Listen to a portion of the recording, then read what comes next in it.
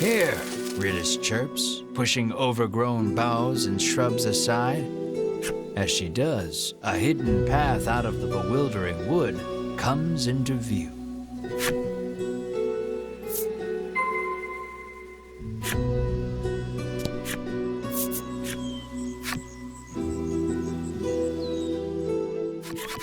At last, you are free of the bewildering wood. Praise the power of the Woodlanders, you squeal in admiration of Ridis. She giggles bashfully. You've certainly kept your promise, you say. Thank you for showing us the way. I was hoping I could join you on your quest to defeat the dragon, Ridis suddenly blurts out.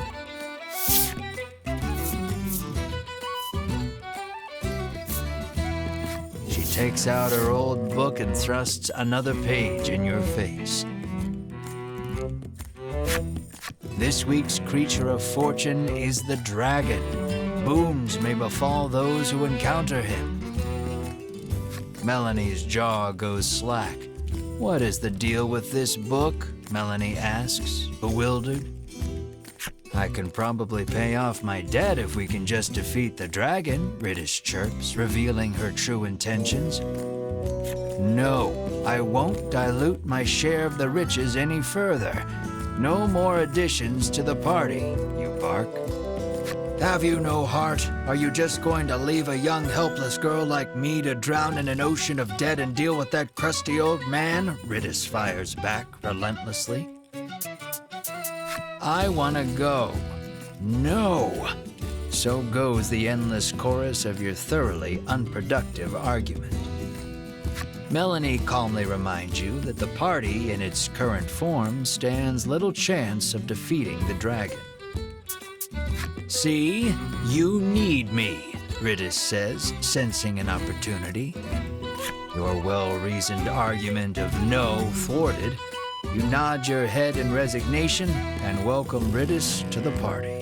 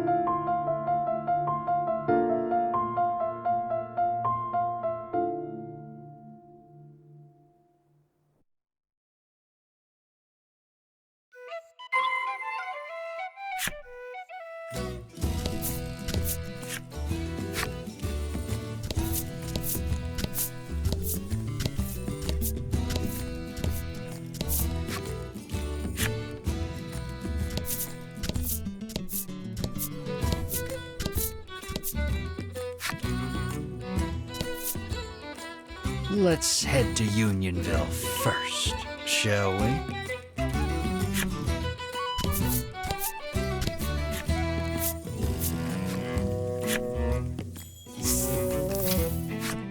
You see something approaching from up ahead.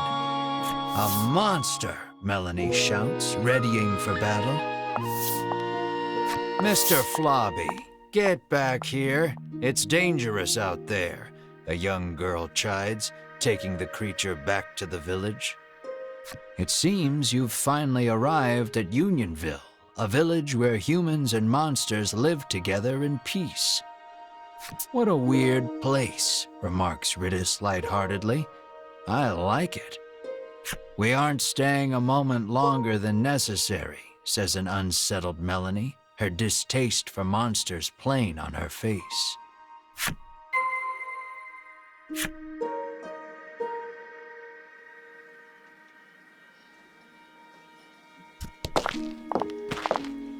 Travelers, you hear a voice call from somewhere. Down here, at thy feet, you look down to see a small clump of fur by your boots. The clump of fur speaks. I am Lappy, and I should like to journey forth with thee. Lappy the furball looks at you with amiable expectations.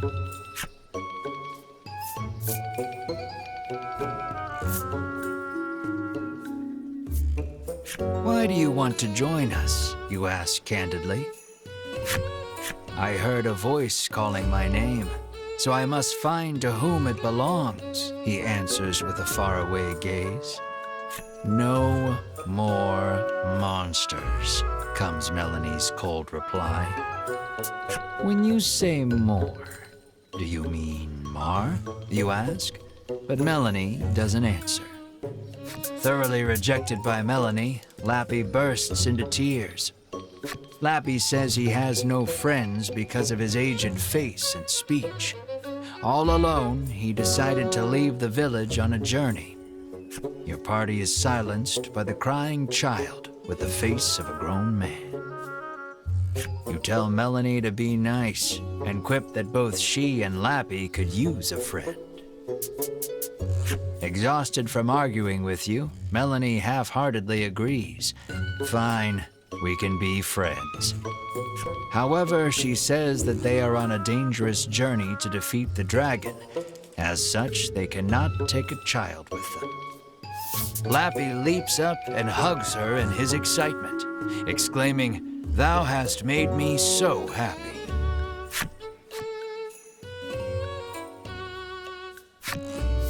Till next time, Melanie says, peeling Lappy off of her and placing him on the ground. Though she thought all monsters to be evil, Melanie feels that the ones here are different. Finally, a friend.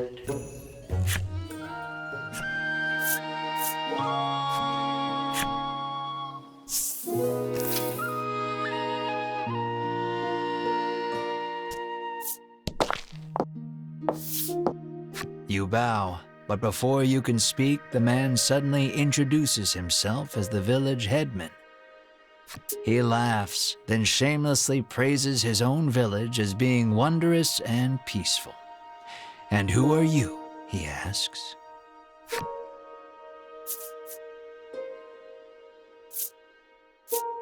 After explaining that you are on a quest to defeat the dragon, the headman invites you to rest your feet a bit in his village.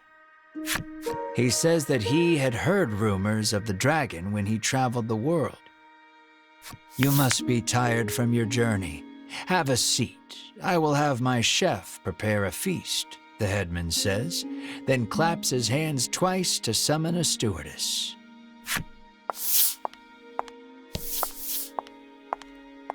Extravagant dishes that you have never seen before are placed on the table before you, each one looking more delicious than the last.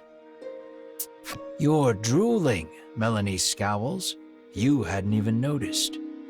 You wipe your mouth with your sleeve, then gasp as you turn to Mar. Perhaps in an attempt to hold himself back, Mar is gnawing on the table corner. There, we'll eat soon, you reassure Mar while gently stroking his head. The doors fly open in the next instant, and a girl runs in. With tears in her eyes, she tells you that her dear companion, Mr. Flobby the Slime, is missing.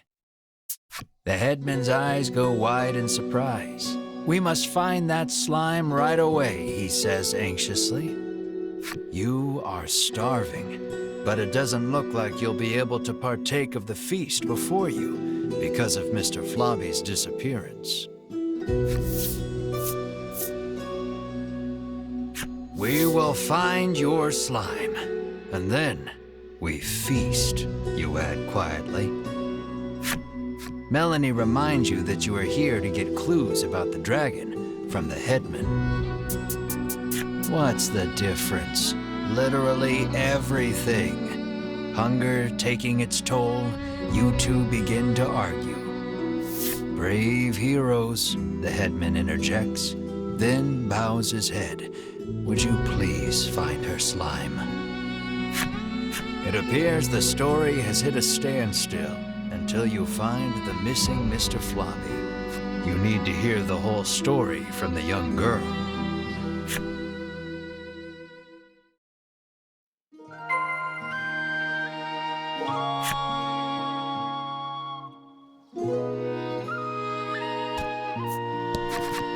The girl sobs, wailing about the missing Mr. Floppy. Melanie places her hand atop the girl's head and promises that your party will find her companion. The girl then hands something to Melanie. It looks like the muddy handkerchief she used to wipe Mr. Floppy. She asks Melanie to wipe Mr. Floppy with it after you find him. The girl claims to have searched the village but cannot find her friend anywhere. Regardless, looking aimlessly outside the village would be a waste of time. You decide to collect more information in the village.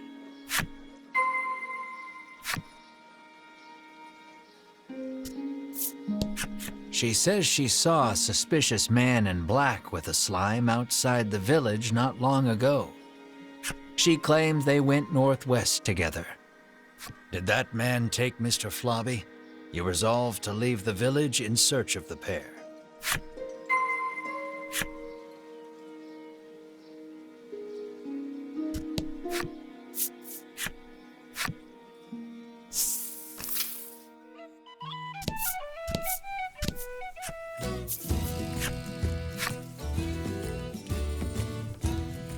Though a torch is not strictly necessary, it would certainly help you find your way through the dimly lit shrine.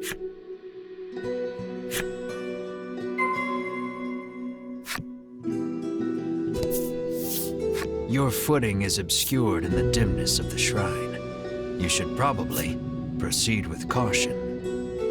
You go forth slowly but steadily, taking it one step at a time. You take a good look at the floor and see it lined in trails of viscous liquid. No doubt a slime or 200 have passed through here.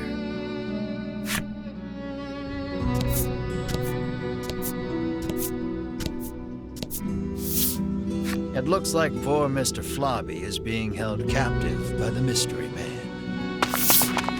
Hand over that slime, you shout to the man in the dark. You speak as if I kidnapped him, he remarks, curtly turning to face you. When your eyes finally adjust to the surrounding darkness, you realize the man's clothes look eerily similar to Melanie's. Melanie's mouth falls open in surprise. It seems the man has noticed Melanie as well. It looks like the two know each other.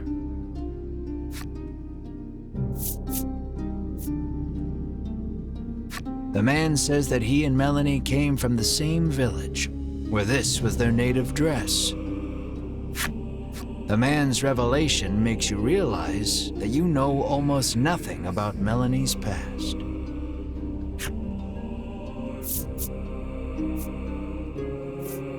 You ask Melanie about her hometown, but she holds her tongue. Then the man speaks. With forbidden magic, our clan has ensured the dragon, he begins, when Melanie cuts in. She rattles on about the man, telling you that he is Vince, a lunatic obsessed with the dragon. Vince resentfully claims that he is searching for the noble dragon to protect it. You ran away from home with your tail between your legs, he ridicules. Enraged, Melanie lunges at Vince. You have so many questions, but realize that the most pressing matter is getting Mr. Floppy back. So you ready for battle? Careful, he won't go down easy.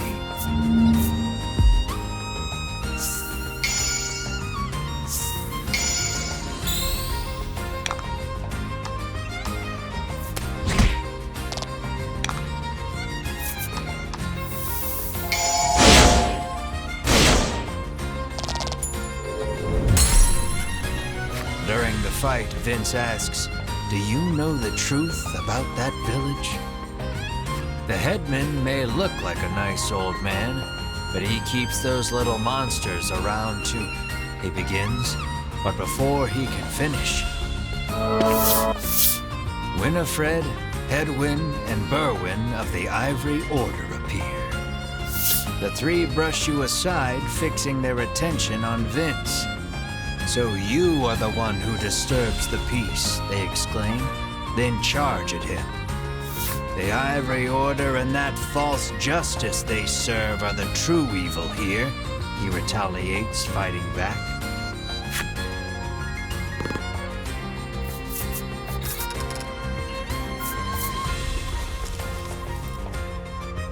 Seeing the two parties occupied with each other, you realize this is your chance to grab Mr. Flobby. Perhaps wary of humans, Mr. Flobby dashes out when you draw near.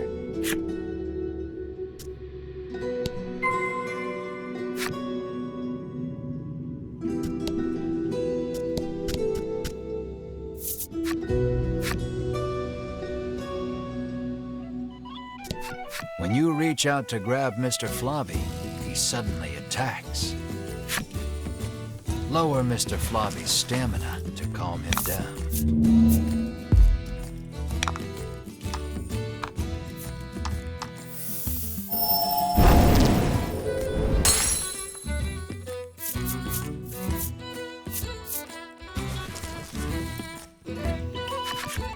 Exhausted from the fight, the raging Mr. Flobby finally stops attacking. But it seems he hasn't yet come to his senses. He glares warily at your party. Find something to help return Mr. Flobby to normal.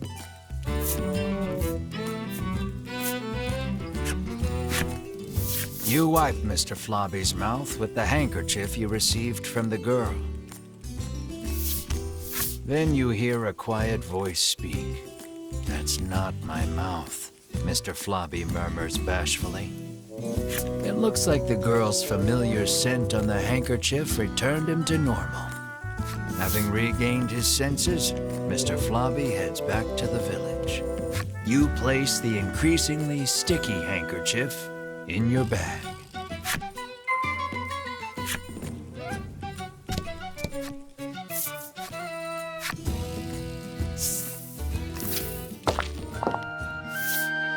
Lappy approaches and tells you that Mr. Flobby has returned.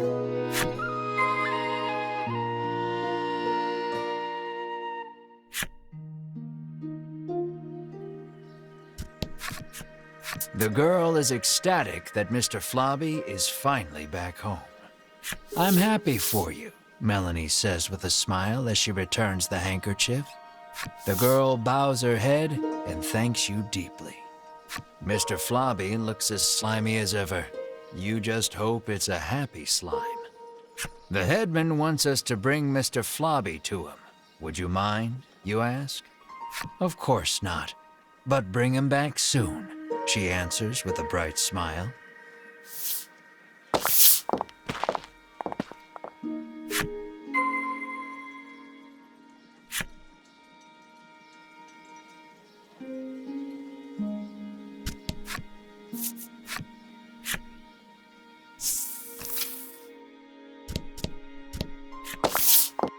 "I am so happy to see you safe and sound," the headman exclaims, giving Mr. Flobby a hug. You explain everything that happened, including the incident with Vince and the Ivory Order. He expresses his relief that the Order will be taking care of the criminal. He then thanks you for your hard work and instructs his stewardess to prepare dinner for your party.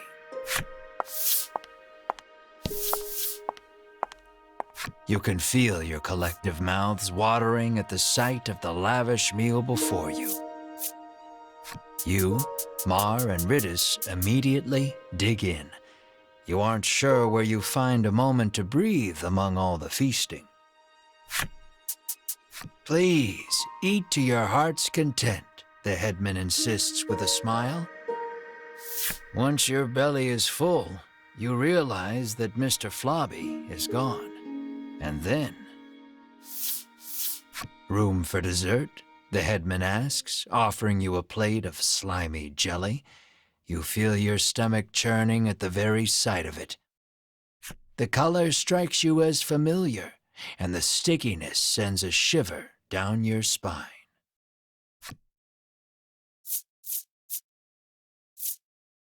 Is this Mr. Flobby? You ask the headman, your voice trembling in disbelief. The headman looks at you with a plain expression, one that holds no malice. Is that a problem? He questions back. This dish is a masterpiece, he remarks with a light-hearted chuckle as he gazes at the jelly. And I have you brave heroes to thank for it. Had you not brought that slime back, we would not be able to enjoy this exquisite dessert.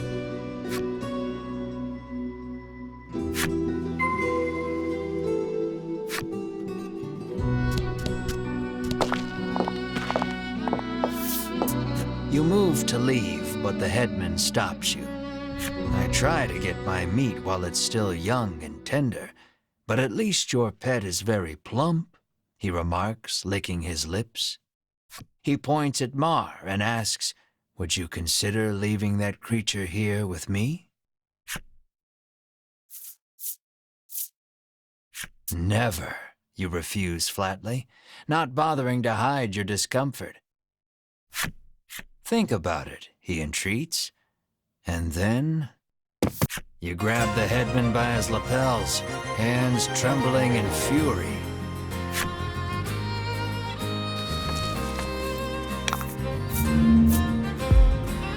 And fight.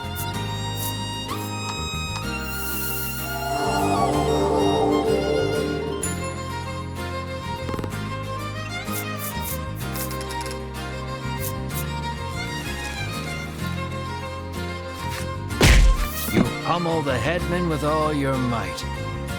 Curled up on the ground, the headman groans in pain, but insists that monsters were meant to be eaten. You hug Mar tightly, reassuring him that you will not hand him over to anyone. Mar looks at you with his round eyes and mews softly. You meet eyes with the rest of your party and reach a tacit agreement. Together, you all stand and leave.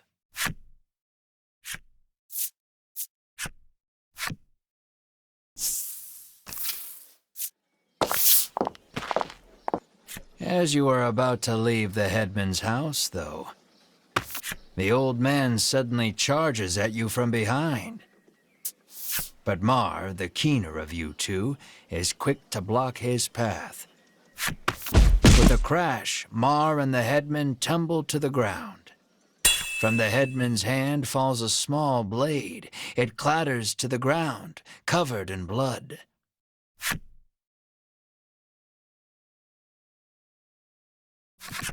You take the injured Mar to an inn where you can watch over him. You gaze at the unconscious Mar with concern.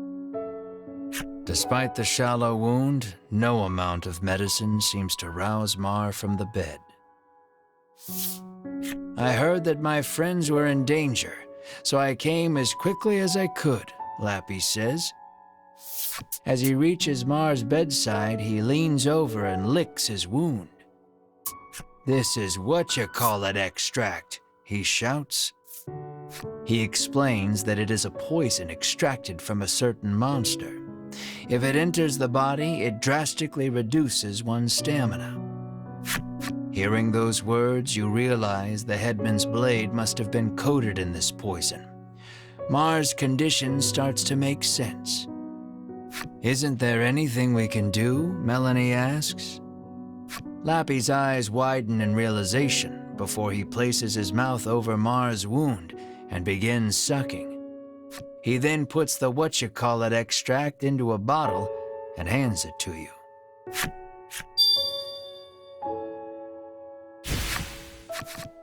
Lappy says that if you follow the road south of the village, you will reach Shoreland. He tells you to give the extract to the famous nutritionist there.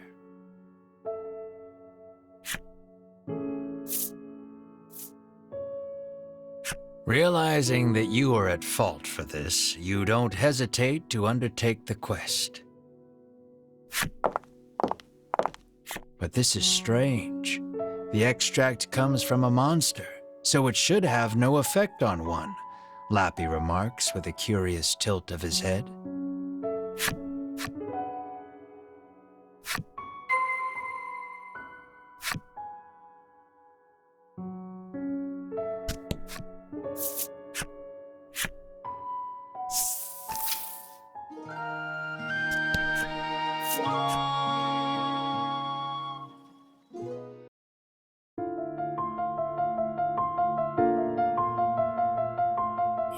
With his 3D hävande ljus väldigt se videokvänshade wo inus tu hade moen dissonihen 3D häs hove lesenan jedi fombenius io quentalio dio ventonies lesetan jedi coelius acetum coeliudi in toi toni estie philovie.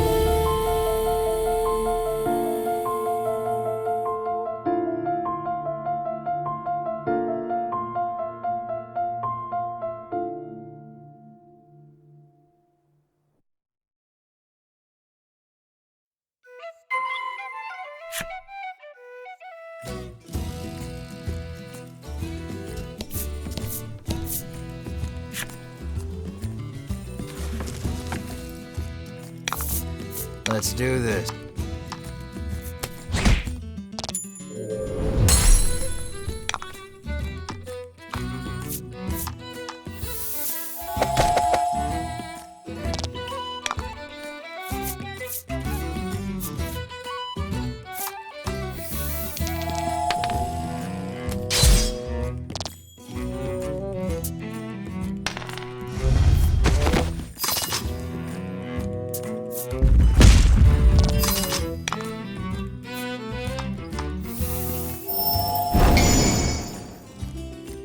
Oh?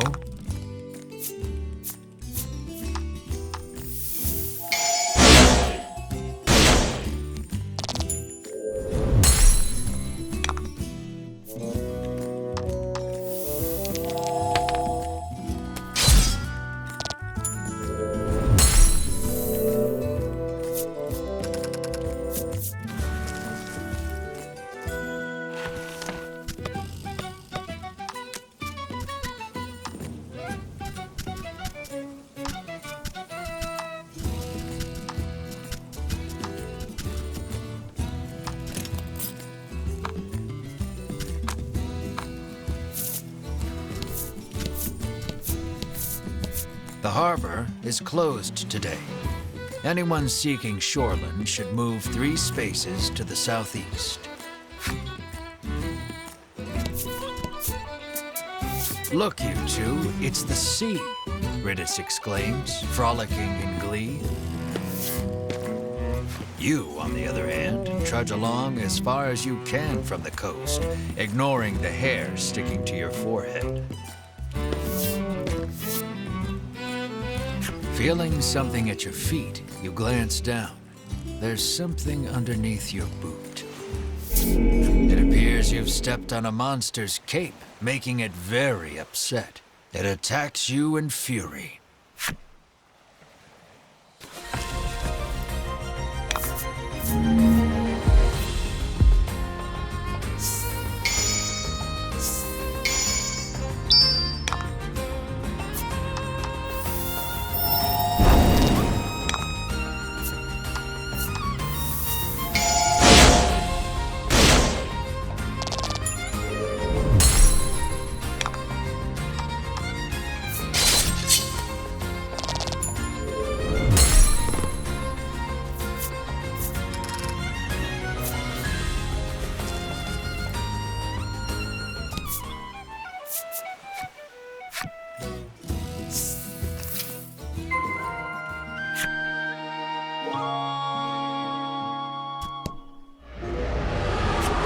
roar in the distance. According to the townsfolk, it is a very recent phenomenon. Rumor in the village has it that it might be the dragon. The sign on the door reads, "The Great Nutritionist Oreo." You open the door without knocking. "Is anyone home?" you call. A muscular man emerges from the back.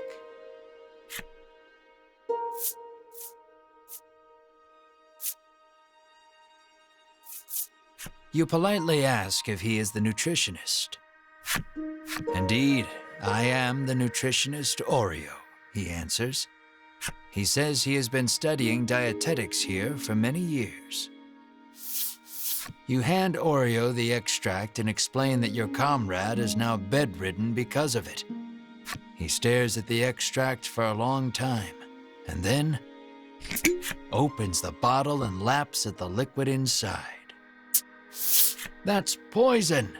Melanie shouts in alarm. The man insists that he'll be fine with his expertise of nutrition, and insists that knowledge is power, as if that will help somehow. Regardless, it seems he managed to grasp the composition of the poison with that lick, and starts concocting a nutritional supplement to counter it. However, he says he needs a spry fish, which has been difficult to catch lately. He needs a special fish to make the necessary supplement. When he explains that you can catch one in the surrounding sea, Riddis confidently interjects. She shows you a page from her ancient tome, which explains the ecology of the fish in detail. "That book comes in handy from time to time," Melanie remarks in surprise. Oreo gasps as if remembering something. He says that his son went out fishing and, with a bit of luck, may have already caught a spry fish. It sounds like his son is fishing on the wharf. You decide to go find him.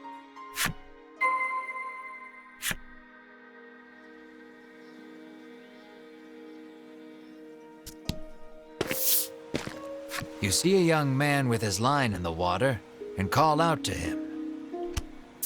He turns around and flexes, shouting out suddenly, "Power is power."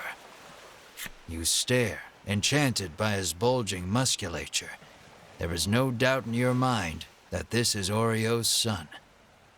He asks if you have business with him.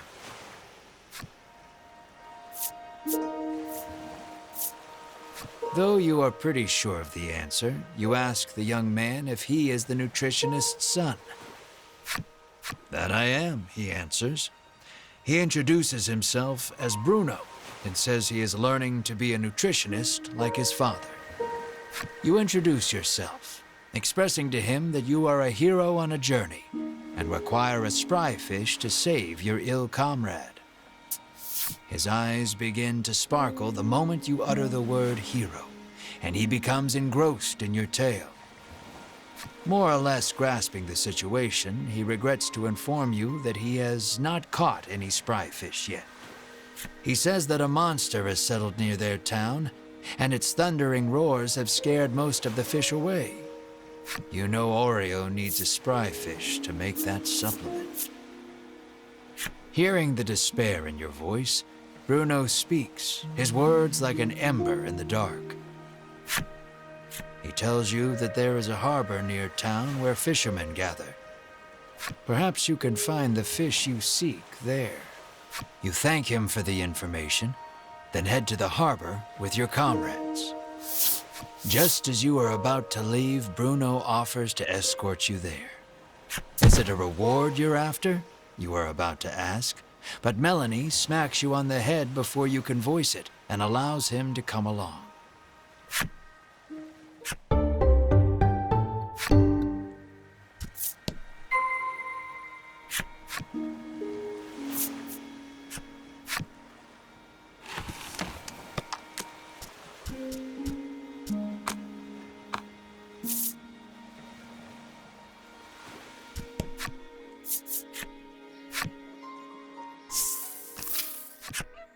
Bruno looks ecstatic that he was allowed to join your party. When you ask him why, he tells you that his dream is to be an adventurer and has thus been training every day. But his father, famed in the world of nutrition, forced him into following in his footsteps. One desires strength, the other knowledge. Unable to see eye to eye, the two fight nearly every day. What will you ask Bruno? You ask Bruno about his sword arm, saying you are something of a swordsman yourself. Bruno replies that he specializes in hand-to-hand combat, then flexes his bulging biceps as proof. Apparently, he only carries around a sword to look like an adventurer. Curious about his attire, you ask why he does not wear armor. He confessed that he once wished for armor, but deemed it unnecessary after gaining so much muscle. In that moment, you realize something. While his passion for being an adventurer is true, he is dumber than a sack of rocks. The words "birds of a feather flock together" run through your mind, but you quickly chase them away, afraid of what that means for you.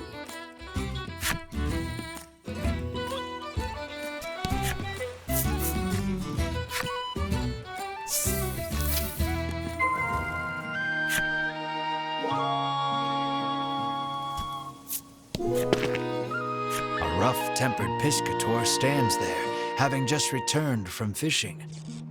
Mars' fate rests upon this man's haul. Terrible, he says, showing you the few fish he's caught. Inside, you see a spry fish, Bruno shouts. You ask him if you can have the spry fish, but he says he won't give it up for free. When you ask how much it will cost, he gives the absurd price of 1 million gold pieces. You're heartless, Ridus pouts. The man is enraged by the rude response. Just then, Bruno prances forth and shouts, "Stop right there! Your fisherman muscles are simply sublime," he exclaims. He challenges the man to a competition of muscles with the spry fish as the prize. The piscator seems interested and agrees on one condition. If you lose, you must become my servant. This one's all yours, Melanie says, patting you on the shoulder. Then let the carnival of might and muscles begin, Bruno roars, completely fired up. Your puny body is no match for mine, the piscator shouts back, throwing a punch.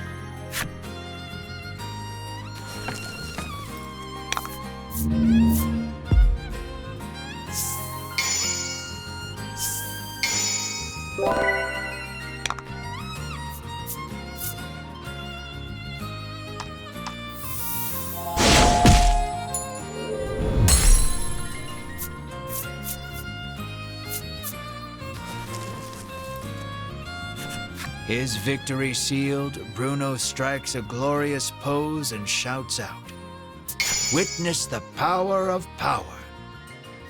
Defeated, the piscator hands over the spry fish to Bruno.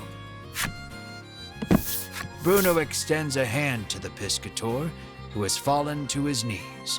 With a serene smile, he takes the offered hand. An unspoken friendship begins to form between the two. Or at least, you hope that's what the prolonged silence between them means.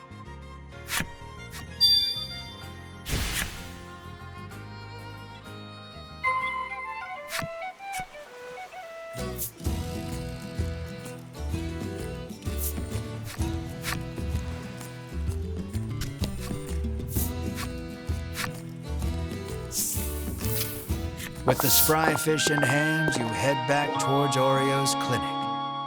Bruno looks at your group sadly, reluctant for this little adventure to end.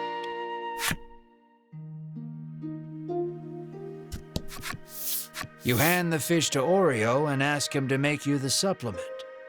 Give me a moment, he says, then takes the fish and heads into the back.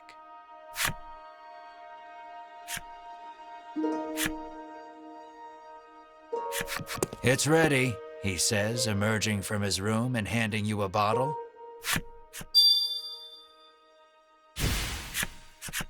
You hope this will get Mar back on his feet. You need to get back to Unionville on the double. But before that,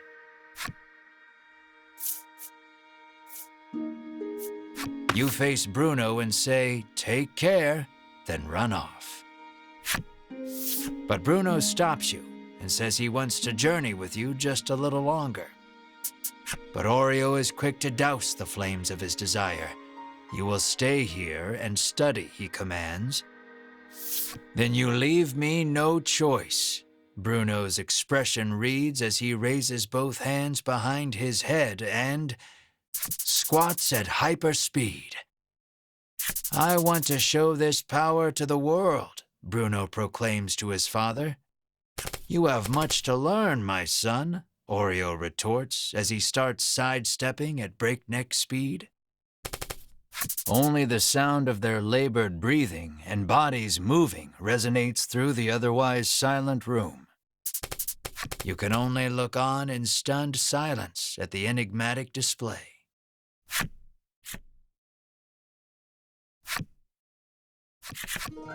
Bruno falls to his knees, panting. This is my limit. You have grown, my son, Oreo says, looking no worse for wear. So are you coming with us or not? Melanie interjects, ever the blunt one. Only our muscles know the answer, comes Bruno's cryptic reply. I don't get it, Ridis remarks frankly.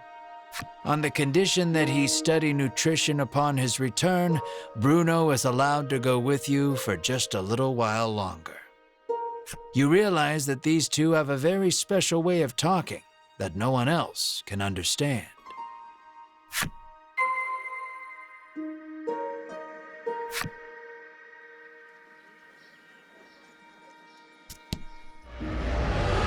Hearing yet another roar in the distance, you realize you need to get the supplement to Mar so you can investigate the sound together.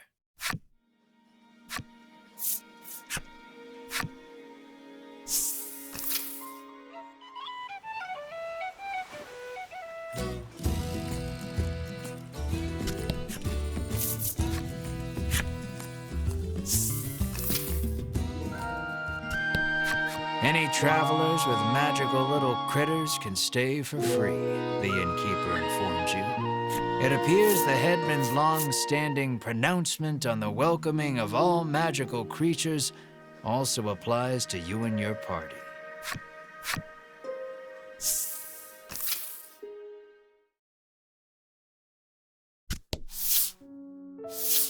Mar lies listlessly upon the bed, looking somewhat haggard. You help Mar sit up. Drink this, Mar, you say to him gently. He weakly opens his mouth, and you slowly pour the energy concentrate inside.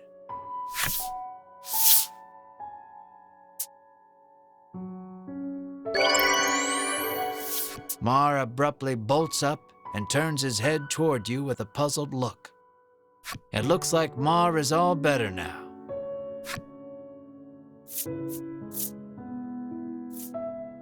You give Mar a tight hug. Mar mewls softly in discomfort.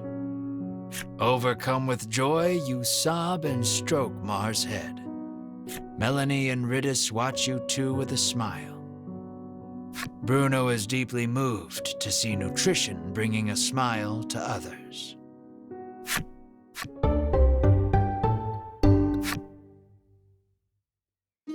With this, you can finally put the happenings of that strange village behind you.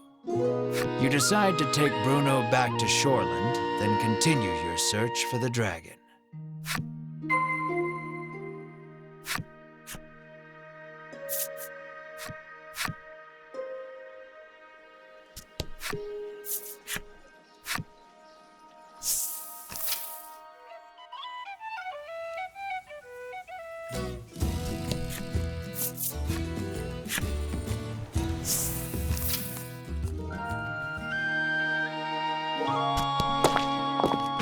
You arrive at Bruno's house. Though he seems to want to adventure a little more, he reluctantly enters his house. You ask Oreo if he knows anything about the monster behind that mighty roar. He says that the creature nests atop a tower not far from town. With that, your next destination is decided. Here, you will part ways with these two, but you owe a great deal to the nutritionist and his son. Bruno looks at you, his eyes begging you to let him come along. What will you say?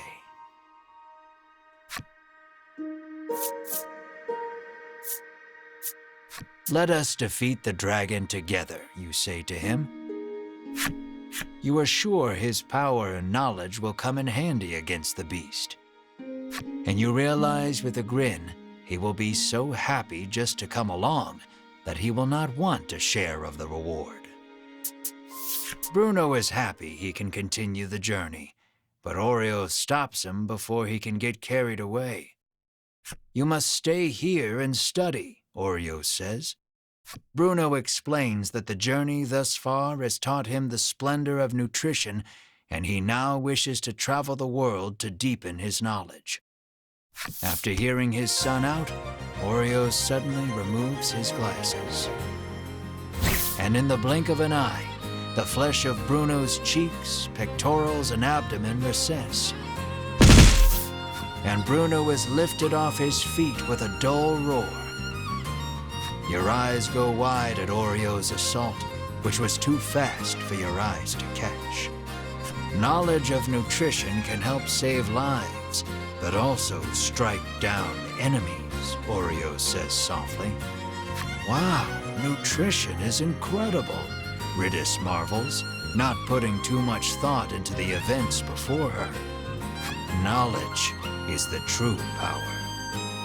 You tremble, never wanting to make an enemy of Oreo. Though Oreo still deems his son's knowledge insufficient, he tells him to travel the world and surpass him someday. Thank you, Father, Bruno says from the ground, moved to tears by the strength of Oreo's knowledge.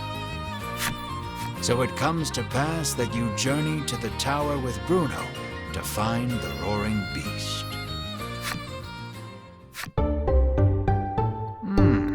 Yet another colorful character.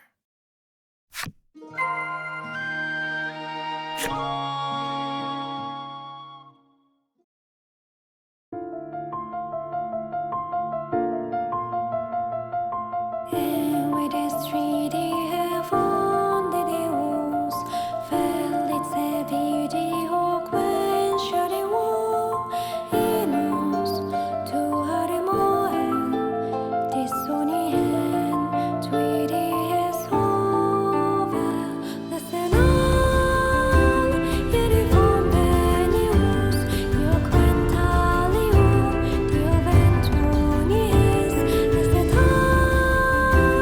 yeri coeli was as the two quelli udi and toy Tony is dear feel of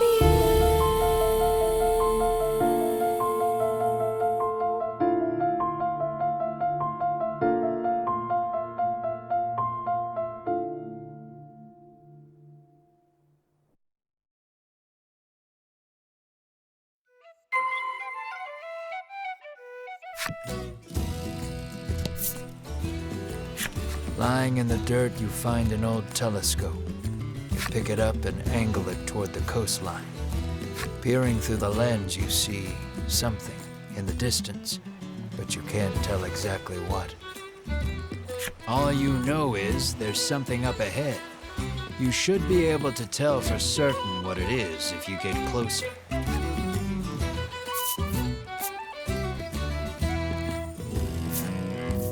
Your interest piqued, you drop the telescope and race your friends over to what you saw. A huge fish is washed up onto the shore. Your friends' stomachs growl at the sight of it. You're not one to pass up free food, so you decide to grill it up.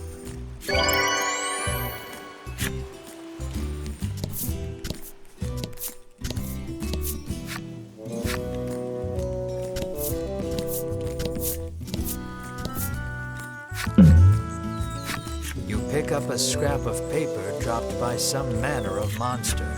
You stash the scrap of paper in your pack and resolve to keep an eye out for the treasure on your travels. Something comes rocketing down from the mountaintop. Your friends insist it was probably just a rock, but you're convinced it was a monster, and you can prove it. You point out the coins scattered in the thing's wake.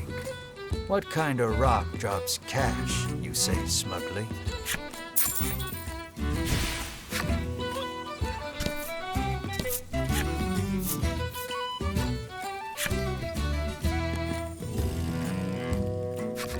We have finally arrived at the Tower of Legend. Is everyone ready? You ask with a posed look. Bruno is the first to respond. But this is just an old lighthouse, he remarks, oblivious to your sudden embarrassment. Riddis snorts to herself, seeing you red in the face from jumping to conclusions.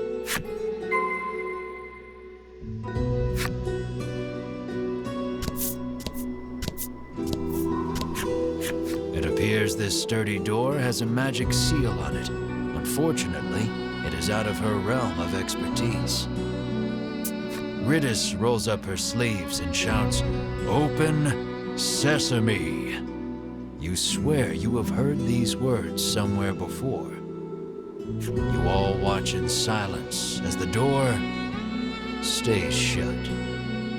You snort to yourself, seeing Riddis red in the face.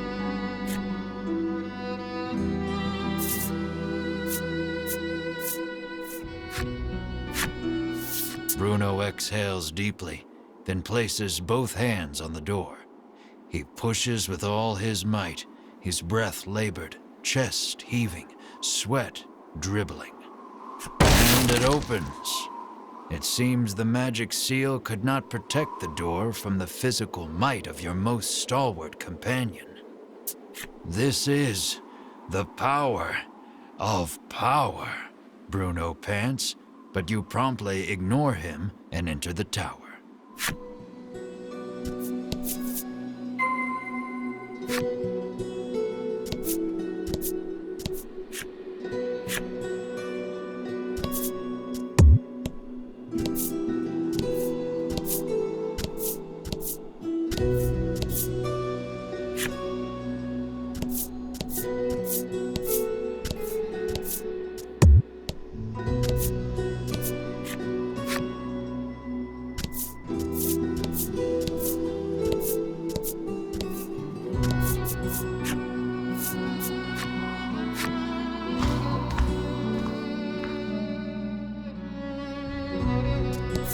You lose your footing. You stumble, falling headlong downward. Once more from the bottom.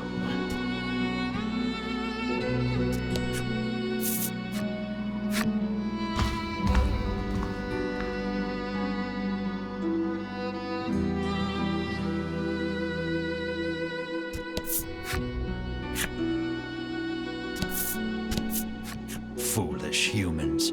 Did you come here to consign the drops of salvation to oblivion? The monster asks. It sounds like he is saying something important, but you do not understand it in the slightest. Melanie is so absorbed in thinking about the creature's words, she cannot hear you calling her. Bruno is admiring his own muscles gleaming in the torchlight. You have made a poor choice. While everyone is distracted, the monster attacks.